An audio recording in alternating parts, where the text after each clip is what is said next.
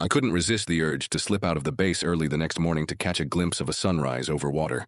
Security was surprisingly relaxed for a resistance movement, in spite of the weight that the words on the walls seemed to carry over everybody.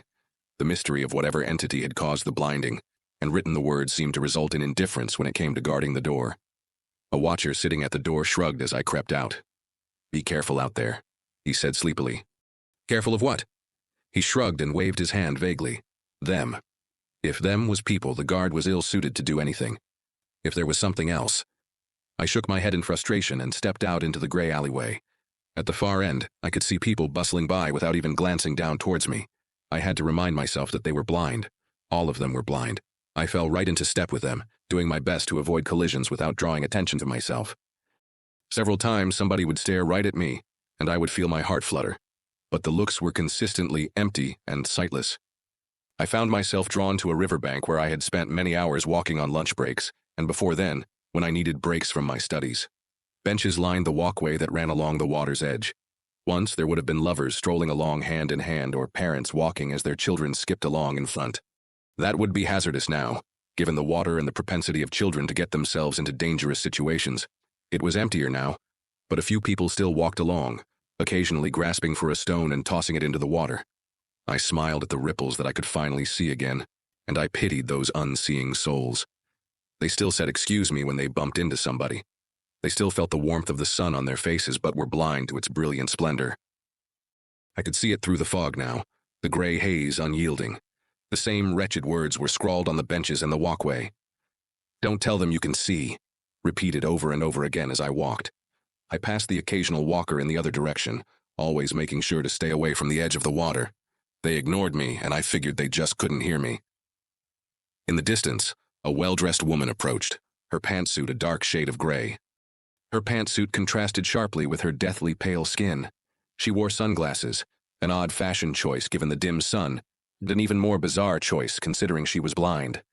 We were on a clear collision course, clear to me at least, and I shuffled to avoid her. She moved with me in an awkward dance and her thin gray lips turned into a sneer. "Why don't we have a chat?" she asked, pointing a fingernail as black as her hair towards the nearest bench.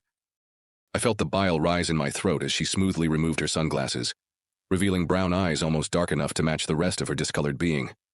She smiled at me cruelly, knowing she had caught me in some sort of trap reserved for those who could see. I glanced around and she shook her head. "Maybe don't," she snarked, quashing any ideas I had of fleeing. I sighed and sat, looking out over the waves that lapped gently against the concrete side of the walkway. She sat with me in silence for a moment, and we watched a pair of gulls amble by. "It's nice, isn't it?"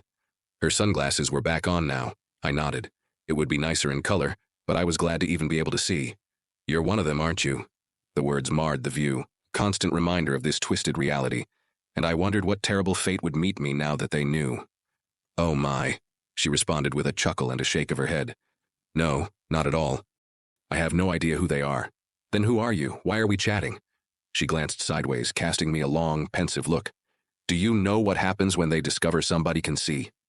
I shook my head. I knew people just disappeared sometimes, but that had always been the case, even before the blinding. She pursed her lips and nodded, as if this proved her point. "It's not good." I arched my eyebrows at her, prompting her to expand her explanation. "They die, to keep it simple." "How? You must have seen it. Somebody must have seen it." She seemed to know more than she was letting on, and it made me doubt everything she had said so far. "Something in the fog." She paused, looking out over the river to where the fog thickened so much that you couldn't see the other side. "They'd disappear, just like the world did for all of us 2 years ago. One minute you can see them, the next minute you can't." She shook her head like she dreaded the thought, having seen it so many times already. Then she switched gears, launching a renewed assault on the little bit I thought I knew. "You know that little group of yours? The Rosy Stance, I think they call themselves?" I kept a straight face and neither confirmed nor denied. She shrugged. She seemed to already know the answer. "They're going to be the end of us." I gawked at her. That was absurd. I had seen dozens of them colored and seeing, and they were perfectly fine. How? They just want things how they were. There was color. People could see. There's nothing wrong with wanting that back. She stared at me, and I could see my reflection in her sunglasses as we sized each other up. My hair was trimmed short since yesterday, after a couple years of letting it grow long and unkempt. I had shaved in the evening, too. I had seen dozens of them colored and seeing, and they were perfectly fine. How? They just want things how they were. There was color. People could see. There's nothing wrong with wanting that back. She stared at me, and I could see my reflection in her sunglasses as we sized each other up. My hair was trimmed short since yesterday, after a couple years of letting it grow long and unkempt. I had shaved in the evening, too. She laughed again, that laugh that I found exceedingly unpleasant. It was as if she was mocking me, not just for my ignorance but for the dreams I had of returning things to some semblance of normality. "No, that's not my job," she corrected, enunciating the "my" in an alarming way. I felt a chill run up my spine. We tried to take a preventative approach instead of facing that ridiculously named resistance movement head-on. A preventative approach? You kill people before they can see?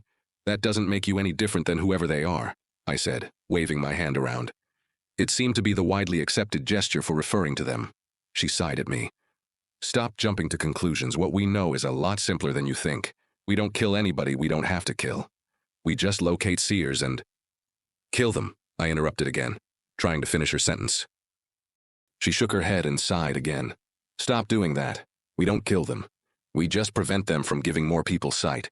We keep it under control. We make sure we won't get discovered." "You're scared." It wasn't a question. It was a statement, as true as her skin was pale. "Your fear makes you the enemy. You're keeping people from seeing." She looked at me curiously, and she looked more human than she had up until now. "I don't want to be blind again," she said simply after contemplating for a moment. "You don't either.